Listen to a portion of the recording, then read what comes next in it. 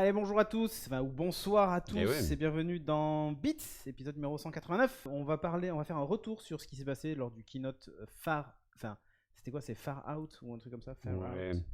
Bref, on va vous faire le débrief et on va démarrer tout de suite donc par Radar, qui est notre rubrique de news.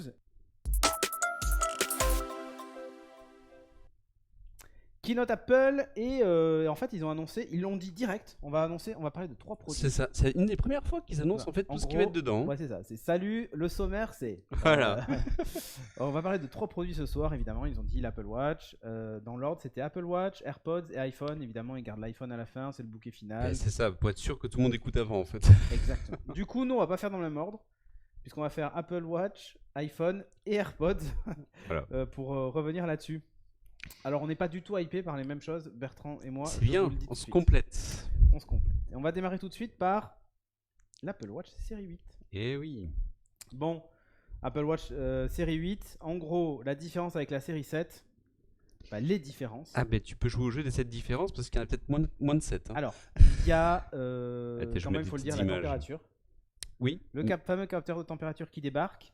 On a évidemment une meilleure autonomie aussi, ils ont annoncé, grâce à un nouveau mode d'économie, mais qui en fait est lié à WatchOS et pas du tout à l'Apple Watch. Exactement, et qui d'ailleurs est rétrocompatible depuis la série 4. Oui, il y a plein de trucs qui sont rétrocompatibles depuis la série 4, mais ils ont oublié légèrement de le préciser pendant le keynote. Évidemment. Voilà, elle débarque avec des nouvelles couleurs, Midnight, Starlight. Il y en a qui sont sympas. En fait, dans les faits, c'est assez proche déjà de ce qu'il y avait avant. Moi, la mienne, c'est une Midnight.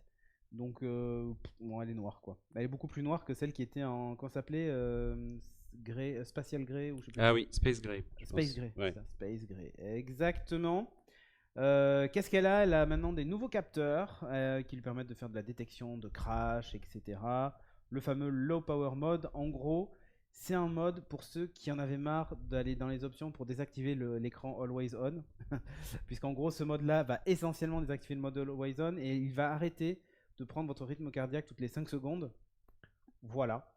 C'est essentiellement ça. Et la fonctionnalité Crash Detection ne fonctionne plus non plus d'ailleurs à ce moment-là. Enfin bon, il y a 2-3 trucs comme ça qu'il désactive qui permettent en gros d'avoir quand même ses notifs, d'avoir ses appels et tout ça sur sa montre, sans perdre toute la batterie de son Apple Watch. Après, on reste toujours sur les mêmes fonctionnalités. La charge rapide, exactement la même que la série 7. Rien vraiment de neuf. Si maintenant il y a. Alors, ils disent qu'il y a l'historique des fibrillations artérielles, etc. Il me semble que c'est logiciel en fait, cette partie-là. D'ailleurs, le Sleep Stages, c'est logiciel. Ouais, tout à fait. Il n'y a pas de capteur en plus. Ouais, le Medication App, c'est logiciel. Ça y est d'ailleurs déjà sur la série 7 et avant. Donc, les réelles nouveautés, c'est ces nouveaux capteurs supplémentaires qui permettent de faire le crash detection, le baromètre, etc. Voilà. Et le capteur de température, mais qui sert uniquement pour suivre son cycle menstruel et qui fonctionne dans des conditions particulières. Ouais, et notamment de nuit, par exemple. Que de nuit. Ouais. Et par contre, effectivement, ce n'est fait que pour ça. C'est-à-dire que vous ne pouvez pas prendre votre température avec. C'est quand même décevant parce que c'est quelque chose qui m'intéressait. Donc c'est très bien pour les femmes. En même temps, insérer ça. Non, pardon. Bon, en tout cas, et niveau design, aucun changement, pas d'écran plus grand, rien ne change. C'est ça. Et là, je vous remets une petite image, mais ouais, bon, ça reste la même chose. Ah si, nouveauté, mais c'est plus lié à WatchOS. Maintenant, on a les cadrans Nike qui sont pour tout le monde, alors qu'avant, c'était pas le cas. Voilà, franchement, c'est pas la révolution. Si vous avez une Apple Watch série 7 et que vous êtes un homme, la série 8 ne vous servira pas. Et je précise un homme parce que c'est vraiment uniquement pour suivre son cycle menstruel qui est présent le capteur de température. Il fonctionne que la nuit, comme tu dis, parce que la nuit, les vaisseaux se dilatent quand on dort, et donc la température corporelle est beaucoup plus homogène, et donc on peut prendre la température à son poignet.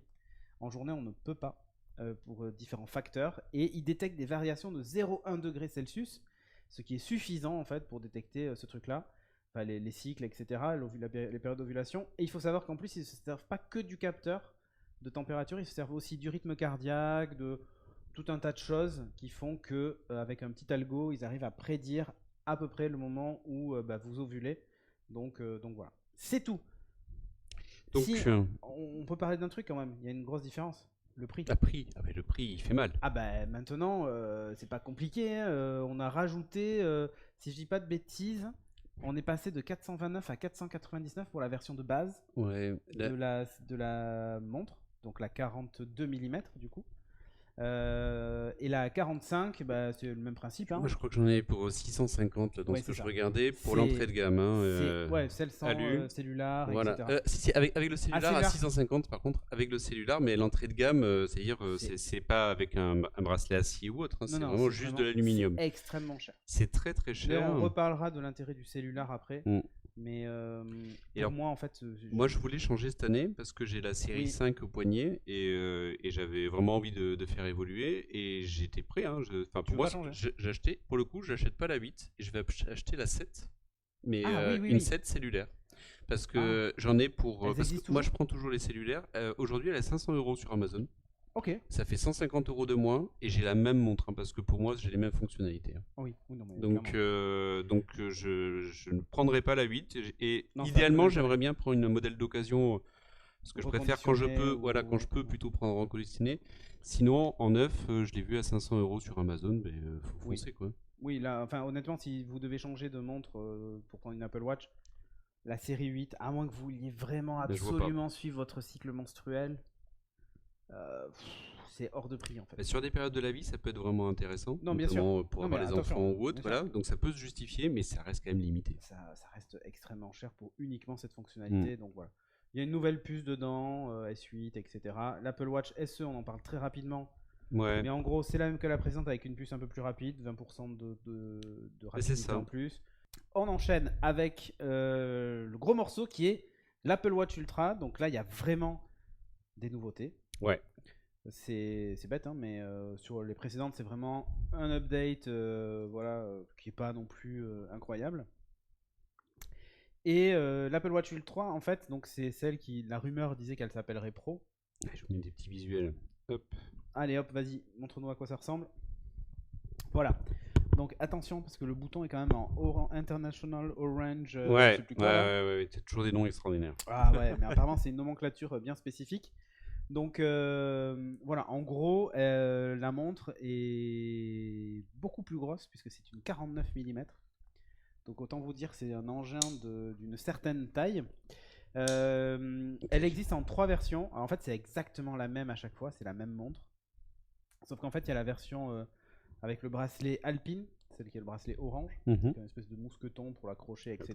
C'est celui qu'on voit là, d'ailleurs. C'est celui qu'on voit là, exactement. Il y a la version océanique, avec Ocean, qui est la version en fait qui est tout à droite, avec un bracelet silicone, avec des renforts, avec des mousquetons et compagnie. Et il y a la version Ultra Trail ou Confort, randonnée, il appelle, mais qui est celui du milieu, qui en fait est un bracelet à scratch, mais ultra fin, très respirant, etc. et beaucoup plus sécurisé que les précédents à scratch. Voilà, ni plus ni moins. Bon, qu'est-ce qu'elle a cette montre ? Elle a surtout une grosse autonomie parce que c'est un engin énorme. Mais elle est beaucoup plus épaisse que l'Apple Watch classique. Oui. Et puis si tu regardes, donc tu disais, il y a un petit bouton orange, mais donc c'est un bouton supplémentaire et qui est personnalisable. Ça c'est pas mal quand même sur le côté gauche qu'ils ont rajouté. Alors a priori il n'est pas personnalisable par nous, mais personnalisable en fonction de l'application. Alors, tu peux définir par exemple un temps de pause ou des choses comme ça avec ce bouton là. Oui. Donc, mais c'est lié aux actions qui sont possibles. On te propose en tout cas des personnalisations. C'est ça. Et donc ils indiquent 60 heures de batterie. En fait c'est pas 60 heures, c'est plutôt 36. C'est ça. Les 60 c'est uniquement si vous êtes en low power mode. Voilà, donc un boîtier en titanium. Il y a l'ECG. En fait là pour le coup, il y a absolument tout ce qu'il existe sur toutes les autres Apple Watch, de l'ECG en passant par la température, etc. Et pas que les Apple Watch, parce que tu as aussi dedans l'équivalent de ce que tu trouves dans les Garmin aussi. Oui, en fait. Et là, on vient attaquer en fait un autre marché, le marché des sportifs. Et pour le coup, en termes de prix, tu vois, des Garmin, tu peux en avoir à 1500, 1600 €. Donc là, on n'est pas déconnant en prix quand on va regarder le prix ensemble après. Ouais. Donc en fait, elle est dual GPS, ce qui permet d'avoir une précision beaucoup plus importante quand vous l'utilisez pour faire du tracé de parcours, etc. Elle est WR100, les autres c'était WR50, ce qui permet donc de plonger de façon plus profonde. Il y a 3 micros qui permettent d'être bien entendues même dans des conditions extrêmes. Elle dispose aussi d'une sirène de 86 décibels, je crois. 90, un truc comme ça. Un truc qui permet qu'on vous entend en gros à 180 mètres autour. Sans avoir à utiliser un sifflet. Il y a un night mode qui passe tout en rouge pour éviter de vous cramer les yeux quand vous êtes de nuit. C'est l'écran le plus important, qui a avec la luminosité la plus grosse jamais créée sur une Apple Watch, puisqu'on est à 2000 nits, alors qu'on est à 1000 sur les précédentes. Déjà, elles sont costauds. Mais là, la luminosité est vraiment impressionnante. Dans le désert. Dans le désert. J'ai pas eu de dessert, c'est pour ça. Voilà, parmi les applis dédiées, donc on a l'appli Compass. Alors, oui et non. Parce que je sais pas si tu as vu, mais la possibilité d'avoir des waypoints, etc., c'est aussi dans l'Apple Watch avec WatchOS 9. Non, mais ça, j'ai pas vu, tu vois, ouais. Et d'ailleurs, parmi les choses intéressantes dans l'appli Compass sur WatchOS 9, là où tu gardes ton véhicule, c'est indiqué, et tu as un petit point sur ton application boussole. Donc c'est vraiment surtout logiciel. Ensuite, parmi les nouveautés, donc il y a aussi la profondeur quand on est sous l'océan. Je vous mets une petite comparaison avec la Garmin. Ça, c'est la tête de la Garmin, le côté de la Garmin. Et hop, je vous mets juste à côté. Voilà. Et en fait, on est limite plus fin et limite un peu plus compact. J'aime bien l'entourage qu'ils ont fait autour de la roulette, la crown. Là. Et c'est pas mal, en fait, je trouve. Effectivement, ça enveloppe bien. Et là, tu comptes quand on compare les deux, en fait, c'est pas mal. C'est fait pour être utilisé avec des gants, le fait qu'ils aient calé le truc. Voilà, bon après l'écran plat, enfin c'est pas une montre que vous allez, enfin honnêtement vous portez ça sous une chemise, vous sortez pas, vous remontez pas la montre. Et puis il faut des vrais poignets aussi, parce que elle est costaud quand même. Et au comme poignet. Je disais hier, si je croise quelqu'un avec ce type de montre, je lui demande quel sport extrême il fait, parce que pour le coup, vraiment, à part dans ces conditions là, tu l'as noté et tu as bien fait, donc Oceanic Plus, une application dédiée à la plongée. Alors Oceanic Plus, je crois qu'ils font du soft, mais ils font aussi des ordinateurs de plongée qui te permettent de gérer tes paliers de dépressurisation. Ah oui, tout à fait. Ça, c'est important de bien les respecter pour pas avoir d'accident. Voilà. Et bien en fait, la montre le fait. Vous remontez trop vite, donc du coup t'attends, etc. Puis tu remontes, etc. Donc c'est assez bien fait. Donc voilà. C'est une montre qui coûte très cher. Alors, oui et non. C'est-à-dire qu'elle coûte très cher pour vous et moi, qui n'en avons pas spécialement l'utilité, puisque vous allez compter à 999 € pour la version de base, qui de toute façon est LTE, etc. Peu importe le bracelet que vous choisissez, elle est à 999 €, pointe à la ligne, comme on dirait.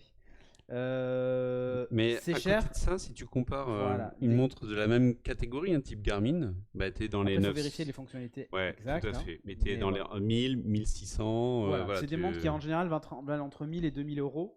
Donc c'est pas non plus des montres pour monsieur tout le monde. Ils sont mis sur ce marché-là. C'est le seul produit où ce soir vous allez m'entendre dire finalement il est pas si cher par rapport à la concurrence.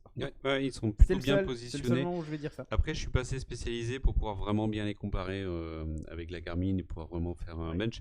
Après, je pense que ça vaudra le coup de regarder aussi ce que ça donne en termes de précision. En tout cas, je suis pas le public. Toi non plus, je pense. Ah non, clairement. Et même quand je faisais énormément de sport, j'aurais jamais été le public, que les choses soient claires. Un truc intéressant, si les bracelets par contre vous plaisent, vous pouvez les acheter et les adapter sur les montres 44 et 45 mm, et les bracelets sont compatibles. Ils valent quand même 100 € pièce. Donc si vous voulez le Alpine Orange... Les bracelets sont toujours hors de prix. Et de toute façon, chez AliExpress, ils vont faire une copie à 15 €. Attendez un peu. Voilà. iPhone 14. Allez, le petit morceau. Ouais. iPhone 14, celui qui remplace le 13. Le 14 ou le 13S? Le 13. Alors, il y a une particularité, c'est que c'est adieu les mini. Oui, je sais. C'est une particularité, c'est qu'il n'y a plus les mini dans la gamme, mais c'est le retour du plus. C'est ça. Alors, vous allez voir, c'est le bordel parce que chez Pro, ça s'appelle Max et chez pas Pro, ça s'appelle J'étais surpris, je pensais que c'était le 14 Max et le 14 Pro Max, et puis voilà, c'est bon, c'était réglé quoi. Eh bien non, la réponse est trop simple. La réponse est clairement non. Allez, je vous les montre. Allez, montre-nous ça. Donc pas mal quand même en termes de design, mais vous allez retrouver, en fait, tiens, ça me rappelle quelque chose. Ça ressemble à quoi? Au 13. Hein. C'est l'iPhone 13 avec les couleurs du 13 Pro. Donc même les capteurs, tu sais, souvent une fois sur deux, ils les mettent en biais ou ils les mettent droit, puis comme ça tu peux savoir lequel c'est. Mais là, rien quoi, c'est exactement le même. Quoi. Alors moi je note un truc quand même, c'est que le bleu et le mauve sont devenus extrêmement fades par rapport au bleu de la génération d'avant. Ah oui. Par rapport au 13. Ouais. Et même le 13 était déjà plus fade que le 12, qui est presque foncé. Moi, le 12, j'adore la couleur du bleu. D'ailleurs, c'est celui que j'ai, hein, mais j'adore cette couleur, quoi. Et bon voilà, donc petit changement de couleur. Le rouge, parce que le rouge, pour le coup, le 12, il était un peu orangé. Le 13, lui, était vraiment rouge. Et celui-ci, je sais pas trop, j'arrive pas à déterminer. C'est compliqué. Le noir, par contre, c'est du Midnight, c'est plus du Silver Grey. Donc du coup, il est vraiment assorti aux Apple Watch Midnight. Donc il est noir, voilà. Le blanc n'est pas du blanc, c'est du Starlight, c'est légèrement doré. C'est un peu un beige délavé, ou je sais pas comment l'expliquer, mais voilà. Bon, parmi les nouveautés, on change d'optique. On a une puce A15 Bionic qui est en 5 nanomètres. Donc ça change pas tant que ça. Mais c'est la même que... Alors c'est presque la même en fait, effectivement. Et c'est pas compliqué, le gain de performance entre le 14 et le 13 est infime. Ouais. C'est ce qui a été dit. Et même la puce du Pro dont on va parler après, pareil, le gain de performance est pas si flagrant que ça en fait. En fait, c'est la même base de puce, c'est-à-dire la 15, un tout petit peu modifiée. C'est ça. Bon, au niveau de la photo, on a changé un petit peu les capteurs photo. En gros, on a pris les optiques du 13 Pro, mais cette fois, on l'a mis dans le 14. Comment faire du neuf avec du vieux? C'est ça. Mais pas toutes, hein. Il y en a que non, deux. Non, pas toutes. Et maintenant, il y a un autofocus sur la caméra frontale qui n'existait pas avant. Voilà. Alors, il y a le mode action sur la vidéo, c'est vrai. Et tu as quand même la connexion par satellite. Bon, ça c'est la fonctionnalité qui, honnêtement, on aurait pu s'en passer. Donc en fait, le principe c'est quoi? C'est des satellites passent dans le ciel. Vous devez aligner votre iPhone avec les satellites. D'ailleurs, il faut bouger votre main en même temps pour suivre le satellite qui bouge, pour garder le signal. Et vous pouvez envoyer des messages préenregistrés en fait. Vous parlez pas en fait. Tu as un questionnaire en fait. Et tu remplis ton questionnaire et ça un SMS en gros au service d'urgence. Mais qui permet d'être condensé avec toutes les infos nécessaires. Donc gratuit pendant 2 ans, disponible qu'aux US, au Canada dans un premier temps, sans doute après chez nous, sans doute ça sera payant après. Est-ce que vraiment moi ce que je trouve c'est que ça prend de la place. Enfin j'ai vu un tweet intéressant où les gens disaient dans ces temps de disette, introduire une fonctionnalité qui sera utilisée par absolument personne et qui a nécessité des terres rares, des machins et tout ça, est-ce que c'était vraiment utile? Je partage assez cet avis. Une fonctionnalité qui vraiment va être utilisée par une infime partie des gens qui auront un iPhone. Parce que franchement, alors peut-être que les Américains qui effectivement se perdent dans les parcs nationaux, ça leur servira. C'est ça, je pense que nous on n'a pas du tout la même échelle de distance. Les zones blanches là-bas sont sûrement beaucoup plus importantes. Bon voilà, après en termes de nouveautés, ça s'arrête là. Après, sois certain qu'à la prochaine keynote, tu auras des témoignages de personnes dont le téléphone leur a sauvé la vie parce qu'ils ont pu passer un appel, être repérés. Le storytelling autour de l'Apple Watch, ils ont lancé le keynote avec ça, c'était assez magique. Bon, on va passer au gros, parce que c'est ça le plus important. Ah oui, donc du coup le 14 existe aussi en 14 Plus, qui est le même, au lieu de faire 6,1 pouces, il fait 6,7 pouces. C'est ça. Voilà, et pas d'écart. Et le seul écart, c'est qu'il y a plus de batterie sur le grand. Oui, bien sûr. Bizarrement, parce qu'il est plus grand. De là, il voit rien. L'iPhone 14 Pro, qui existe du coup en Pro Max, qui du coup est plus grand et a plus de batterie. Lui, par contre, c'est là qu'on va retrouver le plus de nouveautés, dont celle-ci, qui est adieu le notch. C'est ça. Voilà. Adieu le notch et bonjour le Dynamic Island, en français ils l'ont aussi appelé comme ça. Mais oui, c'est ça, ils n'ont pas fait de traduction, ça change beaucoup. Je suis quand même surpris par rapport à la ligne, on va dire, éditoriale avec les MacBook qui sortent tous avec un notch. Alors et là on de faire ça. Bah oui, et là on te sort un. Et donc ça veut dire que les prochains modèles, je sais pas, il est plus M3, elles auront le Dynamic Island. Ouais, peut-être. Non mais pourquoi pas. C'est très surprenant en tout cas, et c'est bon, voilà. Une petite remarque, et surtout en fait on vous a mis une petite animation, allez on vous la montre. Alors parce c'est le temps qu'elle charge. Voilà, c'est vraiment en fait par contre une merveille du Wii. Donc vraiment au niveau interface, ils ont transformé en fait ce qui est quelque chose de moche, d'inutile sur le téléphone, en quelque chose d'utile. En gros le centre de notification. C'est ça, et notamment ça vient combler une fonctionnalité que l'on n'avait pas sur nos iPhones, par exemple quand tu écoutes de la musique. Ton téléphone ne te signale pas que tu écoutes de la musique sur l'écran d'accueil, j'entends. C'est vrai. Et il faut que tu ailles dans les notifications. Widget, voilà.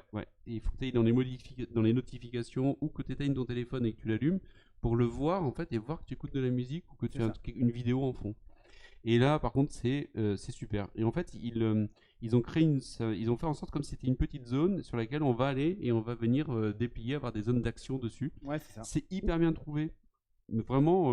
Non, c'est parfaitement intégré. C'est voilà, de ce côté-là, il y a rien à dire. Il y a une maîtrise logicielle qui est qui est top.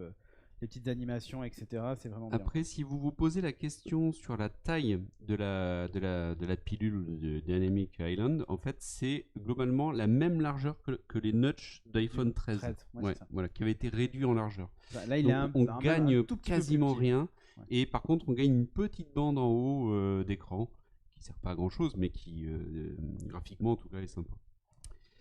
Dans les autres points. Ouais.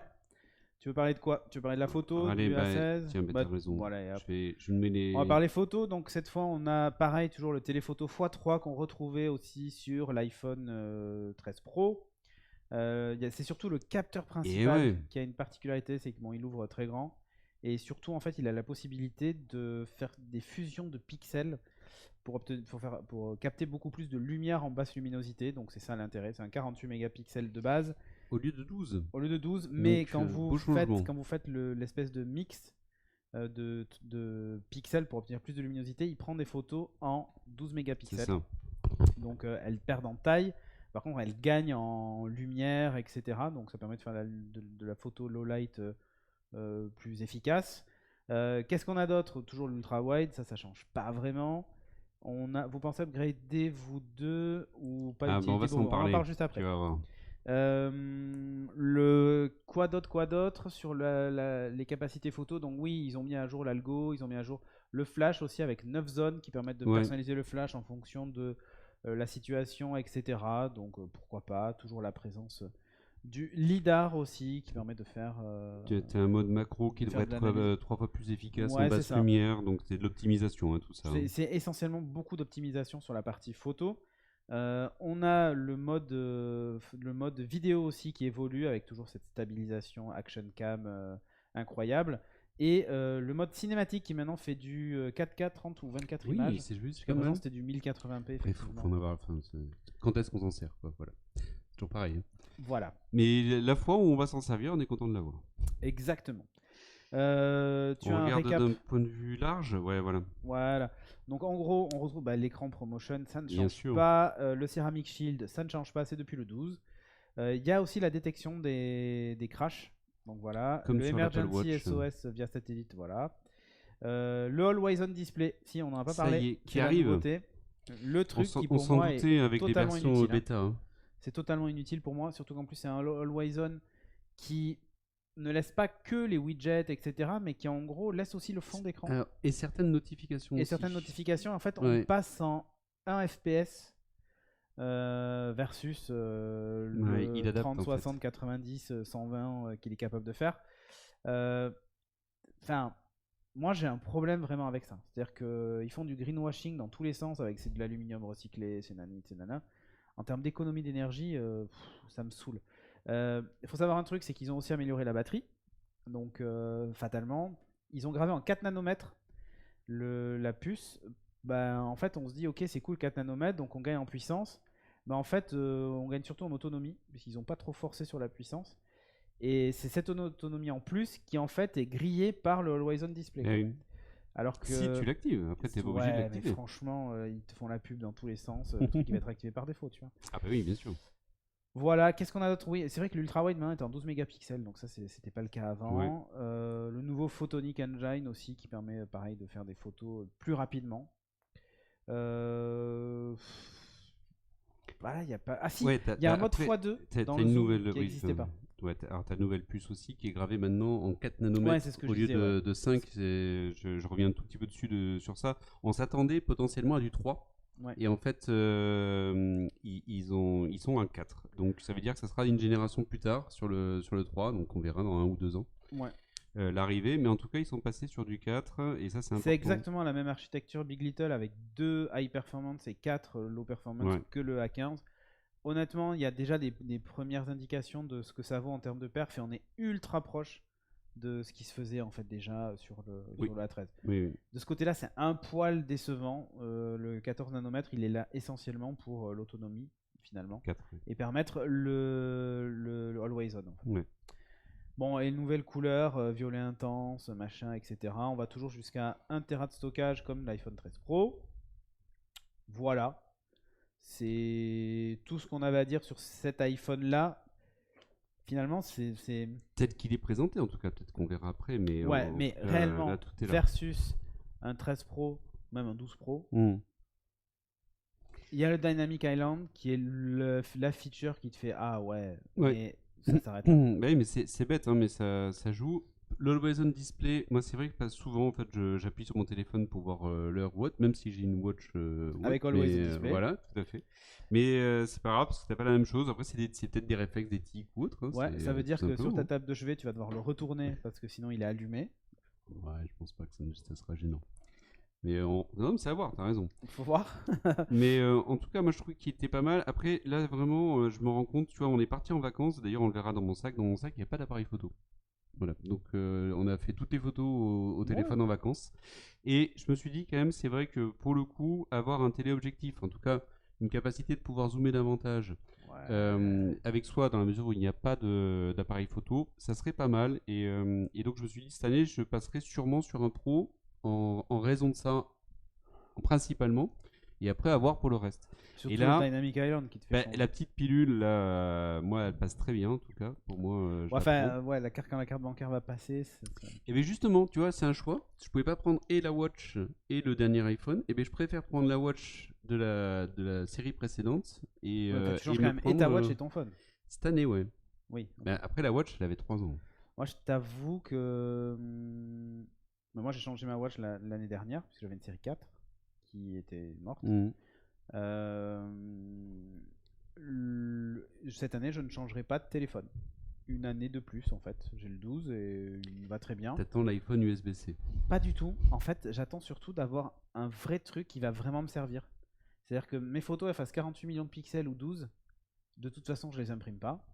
La différence de qualité d'écran de photos, je suis désolé, mais j'ai plus l'œil qui voit les pixels suffisamment bien. Pour le coup, s'il y a bien... Déjà l'année dernière, je trouvais que ça ne servait à rien. Mais je trouve que cette année, ça sert encore plus à rien. Et en plus, ils n'ont pas loupé le fait de répercuter l'inflation, la pénurie de composants sur les tarifs. Ça, par contre, ouais. Et pour moi, ça sera vraiment sans moi cette année. Et en plus, c'est des gros salauds. Et je vais te dire pourquoi. Et là, je vais pas me faire des amis chez Apple. Mais tous les produits ont augmenté quand le store a fermé. D'accord. Le MacBook Air a pris 50€. Ah aussi, ouais. Tous les produits, en fait, ont pris en tarif. Ah, j'ai vu que les AirTags avaient pris 10€. Les AirTags ont augmenté de 10€. C'est vrai. En passant de 35 à 45. C'est vrai. Tout, il n'y a pas un produit, peut-être le Pencil, et encore. Il était à 119, j'ai pas regardé les chiffres pour voir combien il était passé. Tout a augmenté. Et ok, on va dire ouais, l'inflation, nanana. Bah non, en fait, l'inflation, nanana, non. Moi, je suis pas d'accord. Et je vais te dire un truc. Même ceux qui achètent. Ah non, mais regarde, Mamdia. Et je vais te dire un truc. Ceux qui cette année achètent des AirPods Pro ou des AirPods et tout ça.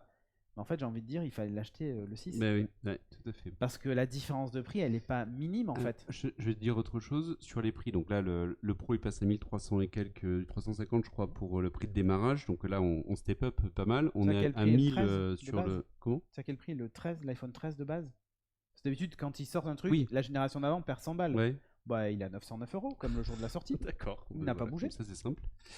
Et le 12 à 809€. Je vais te dire, donc il y a plein de choses qu'ils font au niveau des prix. Par contre, ça envoie un signe aussi, parce que Apple, quand il donne le prix, il le donne pour une année. Hein. Et donc ça veut dire qu'il parie aussi sur une baisse visiblement de l'euro par rapport au dollar dans le cours de l'année. En fait. Ah bah oui. Et donc ils anticipent en fait ce type de point-là. Et l'autre point, c'est de toute manière, on sait que même à ce prix-là, on les vendra.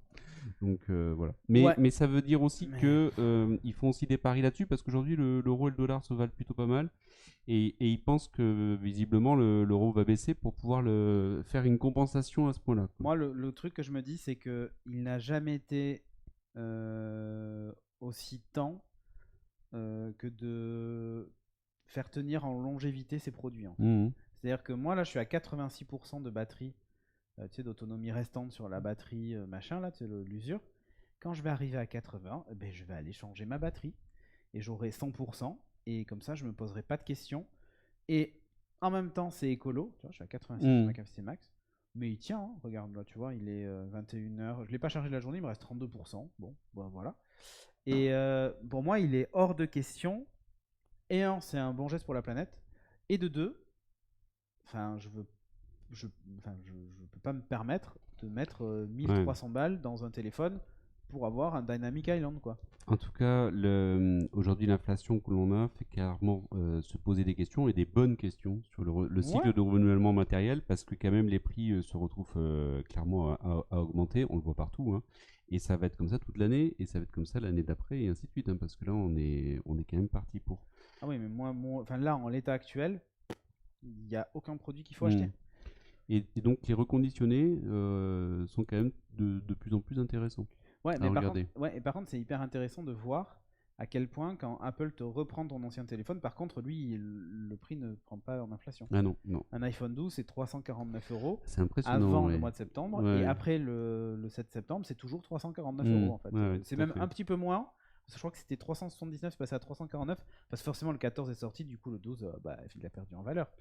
Mais vraiment, le conseil que moi je vous donne aujourd'hui, si vous avez un iPhone 12, voire même un 11, voire même un 10S, voire même peut-être un 10, vous avez droit à la dernière mise à jour logicielle qui va faire un update colossal sur votre phone et vous verrez.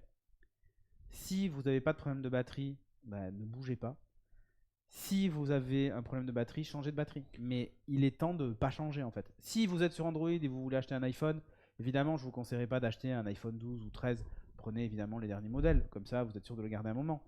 Mais voilà, c'est pas...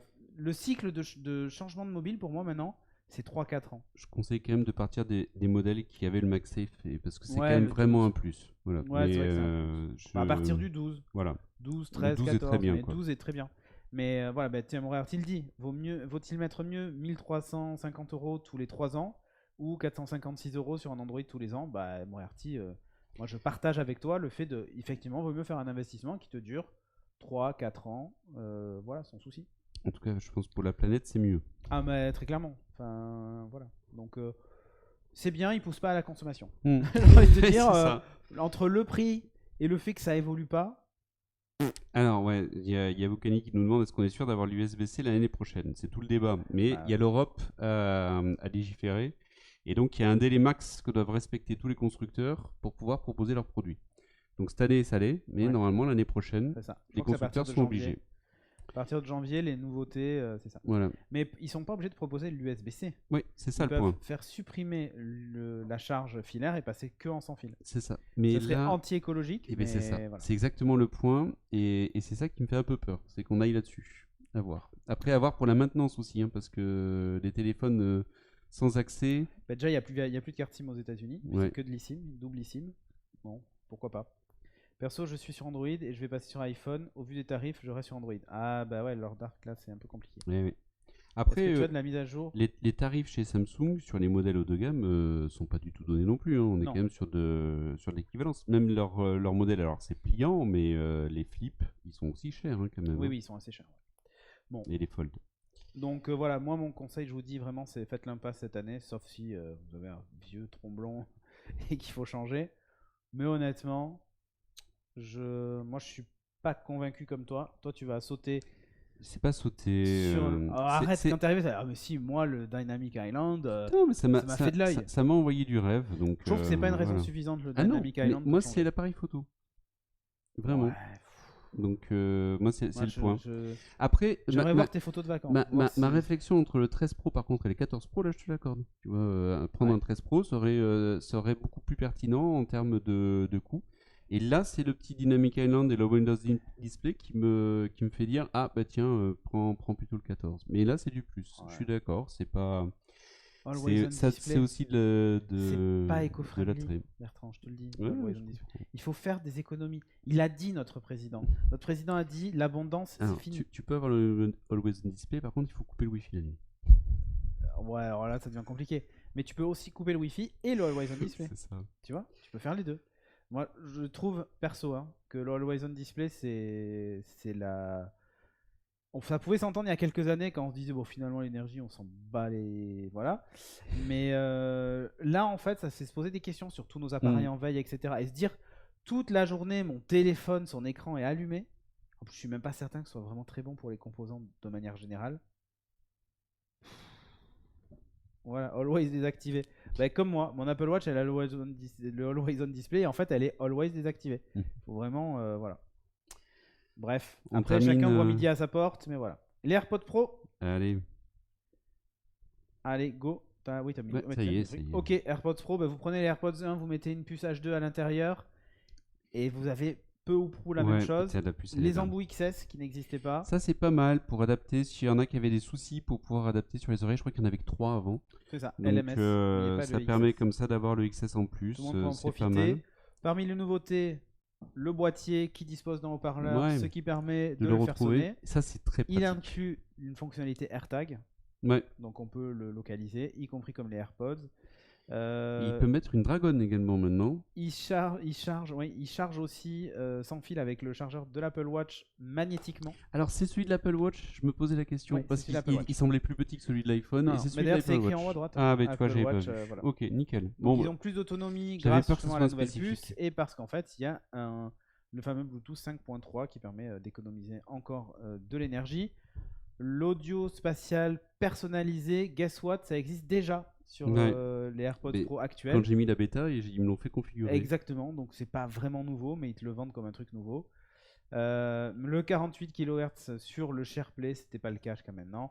L'Adaptative Transparency, ça c'est la nouveauté, c'est-à-dire que l'idée c'est qu'il peut annuler certains bruits, comme par exemple un marteau-piqueur, mais pas les voix des gens autour. Ouais, ou le bruit des voitures, par exemple. Le bruit des voitures, mais pas les voix des gens. Justement, pour entendre les voitures, par contre, le marteau-piqueur qui passe, il va te l'atténuer. C'est ça. Mal. C'est ça. Donc, c'est essentiellement ça les nouveautés sur les AirPods Pro 2. Pour moi, ça justifie pas le changement. Et du coup, ça justifie pas du tout le changement, mais ils ont pris 50 €. Ah oui, bien sûr. Donc maintenant, on est à 300 balles, 299 €. Hein. Voilà, je crois que c'était quand même peut-être 279, non? Il a peut-être pris que 30 €. Oui, mais le problème c'est que tu les trouvais beaucoup moins chers parce que depuis le temps qu'ils étaient sortis. Donc 279 c'était prix Apple. Voilà, le prix s'oublie, la qualité reste. Mais bon, si vous arrivez à en trouver des pros de première génération à des tarifs intéressants. Attention à la batterie quand même, par contre. Non, mais. Neuf, tu veux dire? Oui, neuf. Sur Amazon, je suis sûr que tu vas trouver Darty ou autre, parce que les pros sont plus dans le catalogue, les pros de première génération. Donc il va falloir les déstocker. Donc là, ça va valoir le coup d'acheter des pros de première génération parce que la différence ne se justifie pas en fait.